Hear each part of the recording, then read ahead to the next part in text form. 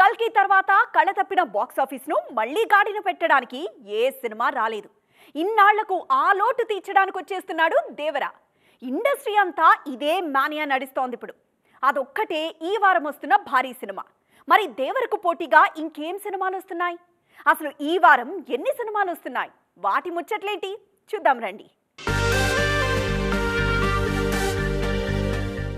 దేవరా దేవరా ఎక్కడ చూసినా ఎవరిని కదిపినా దీని గురించే చర్చ. 6 ఏళ్ల తర్వాత జూనియర్ ఎన్టీఆర్ సోలో రిలీజ్ ఇది.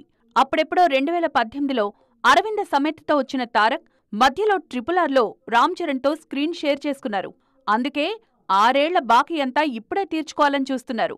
దేవరపై హైప్ అయితే మామూలుగా లేదు. ప్రపంచవ్యాప్తంగా దేవర దాదాపు 7,000 థియేటర్స్ పైగానే విడుదలవుతోంది. నాన్ రాజమౌళి కేటగిరీలో కల్కి తర్వాత హయ్యెస్ట్ థియేటర్స్లో వస్తోన్న సినిమా ఇదే. బిజినెస్ పరంగానూ ఇటు తారక్ కెరియర్లో అటు కొరటాల కెరియర్లో బిగ్గెస్ట్ దేవరనే. 180 కోట్లకు పైగానే ప్రీ రిలీజ్ బిజినెస్ చేసింది సినిమా. అడ్వాన్స్ బుకింగ్స్ లోనే 80 కోట్ల మార్కు దాటింది దేవర. ఈ వారం దేవరకు పోటీగా తెలుగు సినిమాలేవీ రావట్లేదు. కానీ డబ్బింగ్ సినిమా మాత్రం ఒకటొస్తుంది. అదే కార్తీ నటించిన సత్యం సుందరం. 96 ఫేమ్ ప్రేమ్ కుమార్ దీనికి దర్శకుడు. సెప్టెంబర్ 28న విడుదల కానుంది ఈ సినిమా. దేవర దూకుణ్ణు ఈ సినిమా ఎంతవరకు తట్టుకుంటుందో చూడాలిక.